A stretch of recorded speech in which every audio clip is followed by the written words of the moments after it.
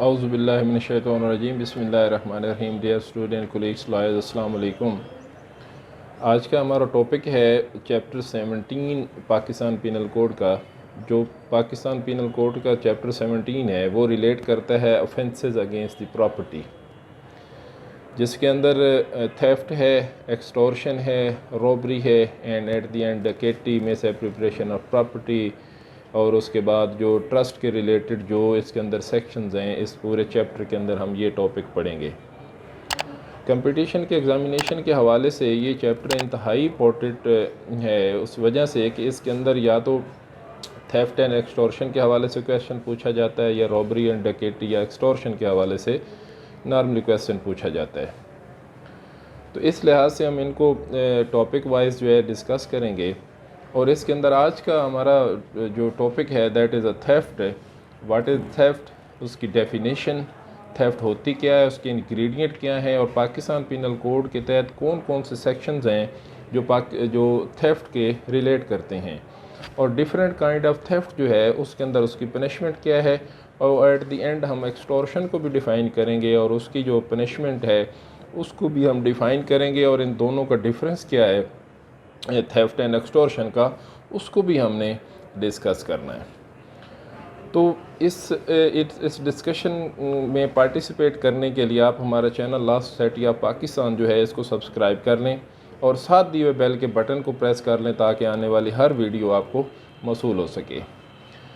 आते हैं हम थेफ्ट की तरफ। थेफ्ट का जो रेलिवेंट लॉ है पाकिस्तान पीनल कोड के अंदर, वो सेक्शन 378 के अंदर इसकी डेफिनेशन है, और 379 और 3 एट द एंड 382,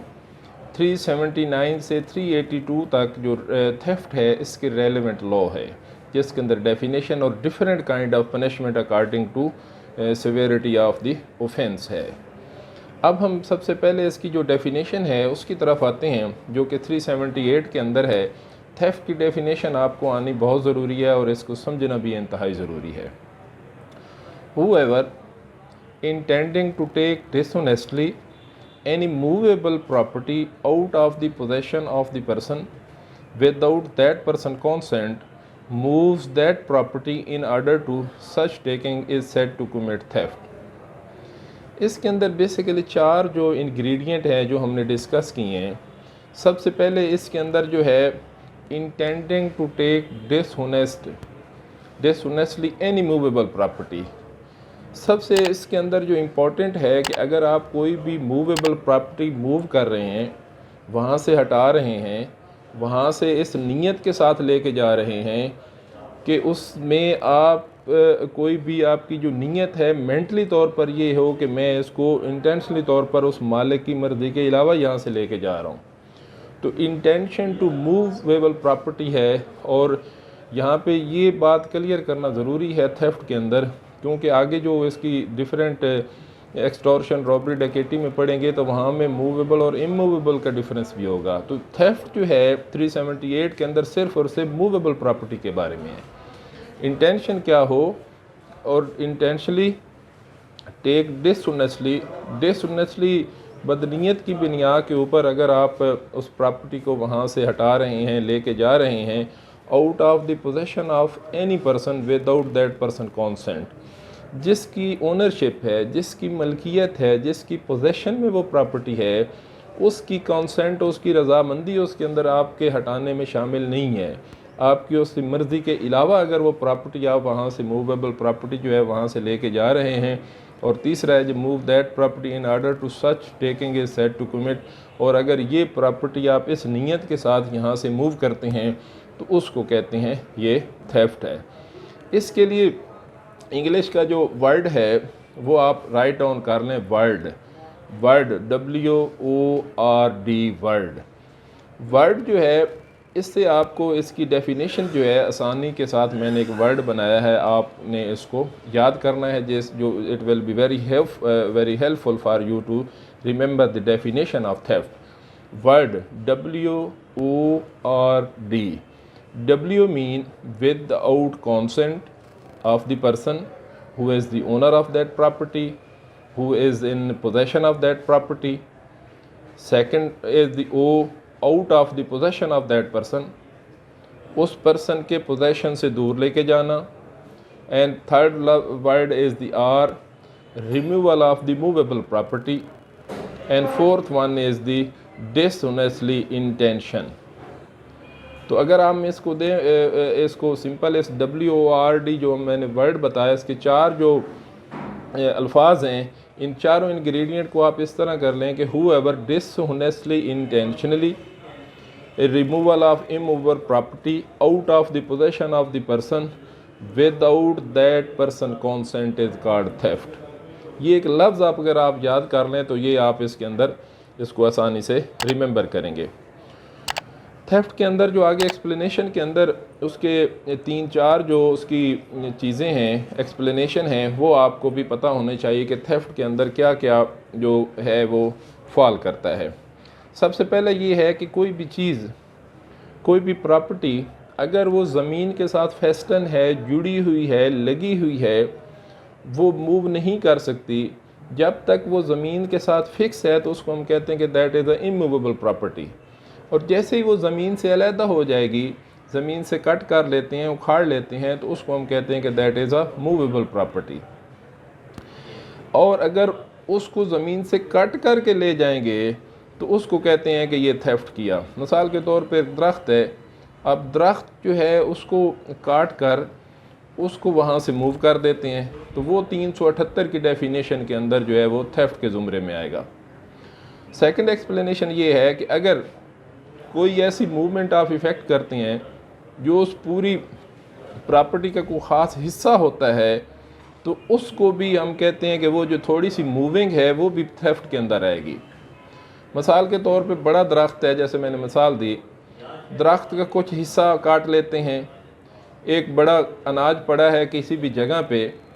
फसल काटी है, जैसे ग्रोइंग क्रॉप्स हैं, खड़ी हैं, उनको कोई काट कर लेता है, पूरा एक पूरी फील्ड है, एक रकबा है, उसके ऊपर गंदम खड़ी है, उसमें से उसका कुछ हिस्सा उसको काट कर ले जाते हैं, तो वो भी थेफ्ट के ज़ुमरे में आएगा। 378 की जो डेफिनेशन है उसके अंदर ये फॉल करता है।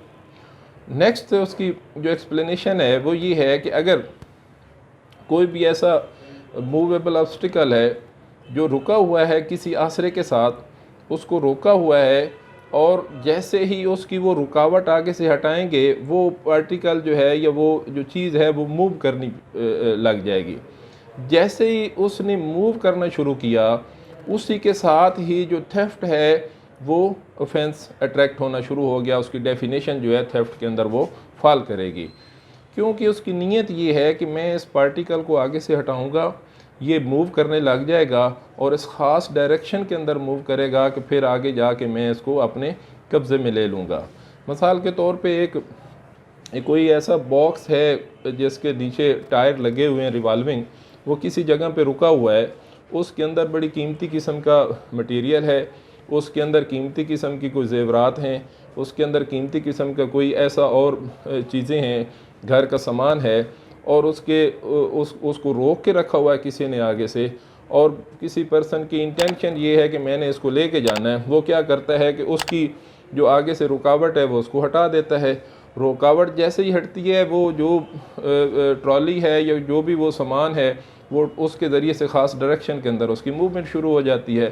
तो जैसे ही उसकी मूवमेंट शुरू होगी, 378 पाकिस्तान पीनल कोड के तहत उसका ये एक्ट जो है वो थेफ्ट के ज़ुमरे में आएगा और उस थेफ्ट की डेफिनेशन के अंदर फॉल करेगा।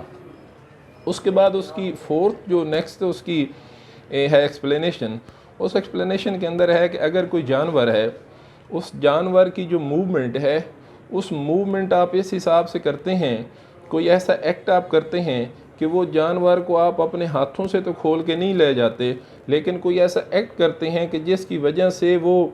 उसकी मूवमेंट हो जाती है, और उस मूवमेंट की वजह से वो आप उसकी जो पोजीशन है वो चेंज कर देते हैं डिसऑनेस्टली इंटेंशन के साथ। मिसाल के तौर पे एक बड़ा डॉग है, कोई बड़ा कीमती किसी घर के अंदर, आपके पास जैसे गोश्त होता है चारे के तौर पर डालने के लिए एक डॉग को, वो किसी पर्सन के पास वो उसको जेब में रखता है, डॉग उसको देखता है, और उस गोश्त के टुकड़े को देखकर वहाँ से जो डॉग है वो मूवमेंट शुरू कर देता है। और जैसे ही उस नीयत के साथ आपने उसको वहाँ से लिया, उस डॉग को लिया, उस सूरत में फ़ौरन ही जैसे मूवमेंट उस जानवर ने शुरू की, आपके ऊपर जो थेफ्ट है वो 378 के तहत वो ऑफेंस लागू होगा। मिसाल के तौर पे कोई गाय है, कोई बकरी है, कोई और जानवर है जिसकी उसकी खुराक का लालच देकर दूर से ही उसको खुराक दिखाते हैं और उस तरह से वो अपनी मूवमेंट शुरू कर देता है, और उस मूवमेंट के नतीजे में जो थेफ्ट है वो अट्रैक्ट हो जाती है। नेक्स्ट इसकी जो एक्सप्लेनेशन है वो मेंशन है कि इसके अंदर जो इसकी पोजेशन है, पोजेशन उसकी जो कॉन्सेंट है, कॉन्सेंट की डेफिनेशन के अंदर जो कॉन्सेंट का लफ्ज़ है, एक्सप्लेनेशन के अंदर उन्होंने कहा कि कॉन्सेंट में भी एक्सप्रेस और इम्प्लाइड दोनों हो सकती हैं। आपकी मर्ज़ी, मिसाल के तौर पे आपको पता नहीं है उस प्रॉपर्टी को अगर कोई चोर वहाँ से कोई पर्सन मूव करना चाहता है, आपको तो पता नहीं है। अगर किसी पर्सन को पता है तो कॉन्सेंट उसकी एक्सप्रेस भी हो सकती है कि वो कहता है कि देख लेता है, इशारतन वो कह देता है कि जी मुझे पता है, तो फिर वहाँ पे उसकी अमल दखल जो है उसकी कॉन्सेंट का शामिल हो जाएगा। लेकिन अगर उसकी कॉन्सेंट उसमें शामिल नहीं है तो उस सूरत में अगर वो मूवमेंट आपने उस प्रॉपर्टी को वहाँ से रिमूव किया गया तो उस सूरत में 370 जो 8 है पाकिस्तान पिनल कोड, उसके तहत इसकी जो पनिशमेंट है वो उसकी डेफिनेशन में वो फॉल करेगा। तो ये इसकी बेसिकली जो एक्सप्लेनेशंस हैं और विद एग्जांपल्स मैंने आपको इसके अंदर बताया कि जो 378 है पाकिस्तान पिनल कोड का, जिसके अंदर इसकी डेफिनेशन है थेफ्ट के हवाले से। उसके बाद इसका जो थेफ्ट की जो पनिशमेंट है वो पाकिस्तान पिनल कोड के सेक्शन 379 के अंदर इसकी पनिशमेंट है जो कि 3 साल है। 3 साल की इसकी पनिशमेंट है, जुर्माना है या दोनों हो सकते हैं। ये सिंपल जो पनिशमेंट है ये पाकिस्तान पिनल कोड के अंदर है। सिंपल मीन कि कहीं से भी अगर ये थेफ्ट 378 के अंदर आएगी तो ये 379 के अंदर इसकी पनिशमेंट जो है ये कवर होगी। उसके बाद नेक्स्ट सेक्शन इसका रिलेट कर रहा है 380 सेक्शन जो है वो थेफ्ट इन डिवेलिंग हाउस है। डिवेलिंग हाउस के अंदर अब कोई भी जो चोरी करता है, कोई बिल्डिंग है डिवेलिंग हाउस उसको हम कह सकते हैं कि कोई बिल्डिंग है, कोई टेंट है, कोई वेसल है, या कोई ऐसी जगह है प्रॉपर्टी के रखने की या जहाँ पे इंसान रहते हों, जहाँ पे किसी इंसान की रिहाइश हो, कोई फैमिली रहती है, या कोई ऐसी बिल्डिंग बनाई हुई है जिस बिल्डिंग के अंदर जो प्रॉपर्टी है वो रखी जाती हो, तो वो दोनों डिवेलिंग हाउस टेंट और वेसल के अंदर आ जाएंगी। और अगर उस मकाम के अंदर से या उस बिल्डिंग के अंदर से या उस टेंट के अंदर से या उस वेसल के अंदर से ये एक्ट जो थेफ्ट का उसने किया तो उस सूरत में उसके लिए 7 साल की पनिशमेंट है और उसके साथ उसको जुर्माना भी किया जा सकता है। उसके बाद इसके साथ एक और 381 के अंदर ये है कि अगर कोई आपका क्लर्क है या सर्वेंट है जिसके पोजेशन में कोई प्रॉपर्टी रखी गई हो, अगर वो चोरी करे तो उसके लिए 381 के तहत जो है ऑफेंस है और उसकी भी 7 साल सज़ा है पाकिस्तान पिनल कोड के तहत। मिसाल के तौर पे घर के अंदर मुलाजमीन हैं, वहाँ से वो चोरी कर लेते हैं। किसी ख़ास प्रॉपर्टी में गुडान है, कोई गुडान के अंदर कोई क्लर्क है, उसका कोई ऑफिशियल वर्क करता है, उसका वेयर हाउस का कोई इंचार्ज है, इस किस्म की कोई फंक्शनिंग परफॉर्म कर रहा है बिज़नेस के हवाले से, तो उनमें से कोई पर्सन अगर वहाँ से वो थेफ्ट के ज़ुमरे में आता है तो उसके लिए 381 के तहत उसके ऊपर जो है वो ऑफेंस होगा। उसके बाद 381 एक ऑफेंस है, इम्पॉर्टेंट है, थेफ्ट और ए कार और अदर मोटर व्हीकल। इसके अंदर उन्होंने कहा कि कोई जी कमिट्स करे थेफ्ट किसी कार की और किसी अदर मोटर व्हीकल इसके अंदर है, जिसके अंदर मोटरसाइकिल है, स्कूटर है, ट्रैक्टर है, जो भी उसके अंदर आएगा उस इनमें से कोई किसी चीज़ की वो करेगा चोरी तो उसके ऊपर 381 के तहत उसके ऊपर FIR लॉन्च होगी। और इसके अंदर ख़ास तौर पर जो थेफ्ट है इलेक्ट्रिक मोटर है, ट्यूबवेल वगैरह की या ट्रांसफार्मर वगैरह है, तो वो भी इसी सेक्शन के अंदर 381 के अंदर उसकी FIR लॉन्च होती है और इसकी सज़ा भी 7 साल है और उसके साथ जुर्माना भी है। उसके बाद थेफ्ट के रिलेटेड जो लास्ट सेक्शन है वो 382 है। 382 पाकिस्तान पिनल कोड ये है कि अगर कोई पर्सन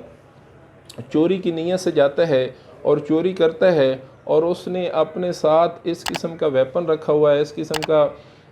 वो वेपन है कि जिसकी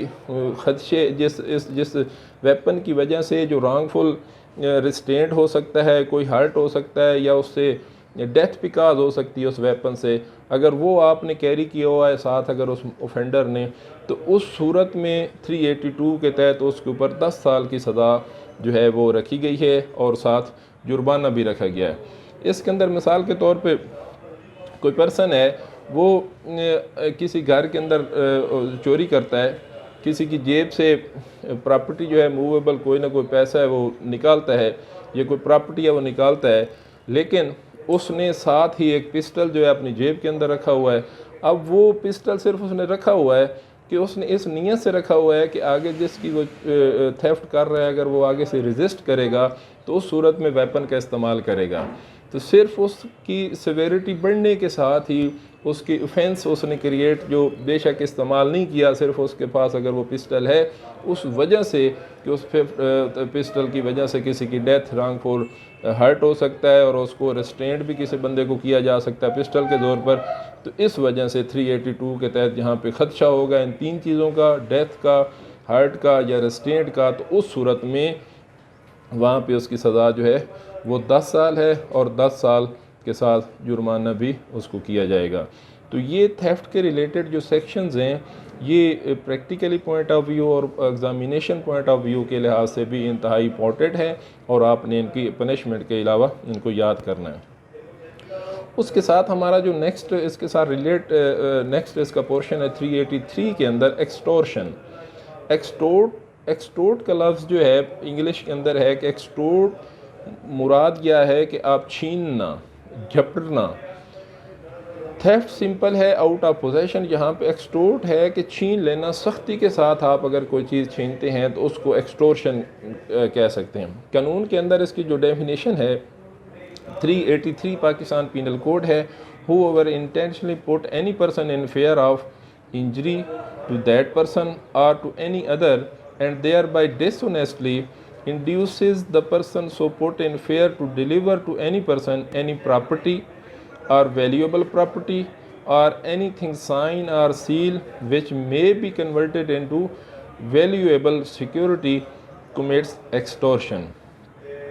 एक्सटॉर्शन की डेफिनेशन के अंदर उन्होंने कहा कि अगर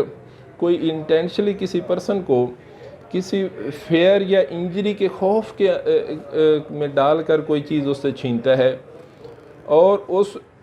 उसको वो प्रॉपर्टी जो है वो उसको कहता है कि ये मेरे हवाले करो, और या वो प्रॉपर्टी जो है उसके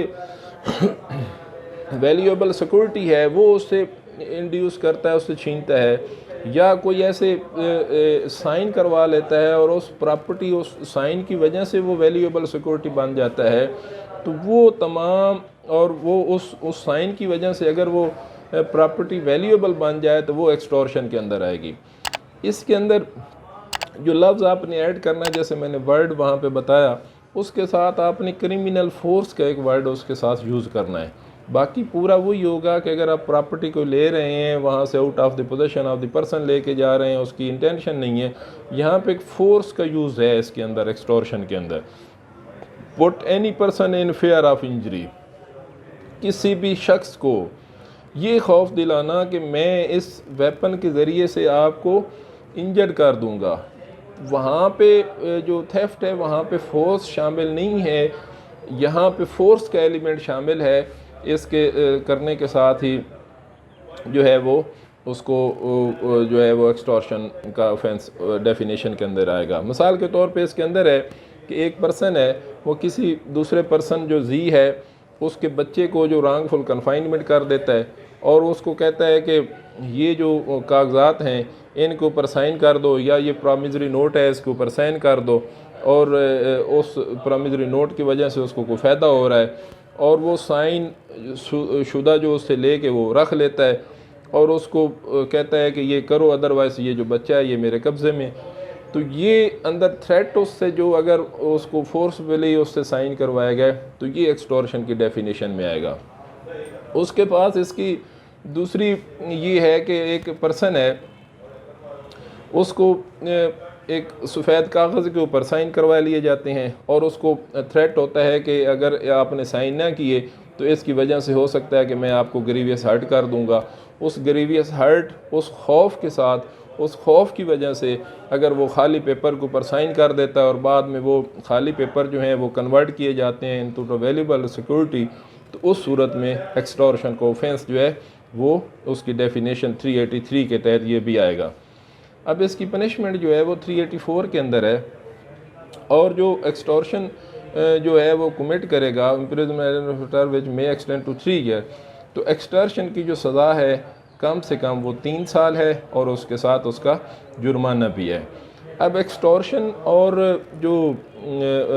थेफ्ट है, इन दोनों के डिफरेंस की तरफ अगर हम आएँ तो डिफरेंस में पहला डिफरेंस तो हम सेक्शन का कर सकते हैं कि उसकी definition of theft has been explained under section 378 of Pakistan Penal Code, and the other end 384 is the definition of extortion। दूसरे डिफरेंस की तरफ हम आए तो मेजर उसका डिफरेंस ये है कि जो कॉन्सेंट है वो थेफ्ट के अंदर उस पर्सन की कॉन्सेंट शामिल नहीं है, जबकि एक्सटॉर्शन के अंदर में भी उस पर्सन की उसकी कॉन्सेंट भी शामिल हो, उसकी रज़ामंदी भी शामिल हो, और फिर रज़ामंदी जो है उसके अगर आगे फेयर है, उसकी फेयर ऑफ इंजरी है, उसके अंदर क्रिमिनल फोर्स का इस्तेमाल है, वो एक अलहदा से उसके ऊपर है एक्सटॉर्शन के अंदर।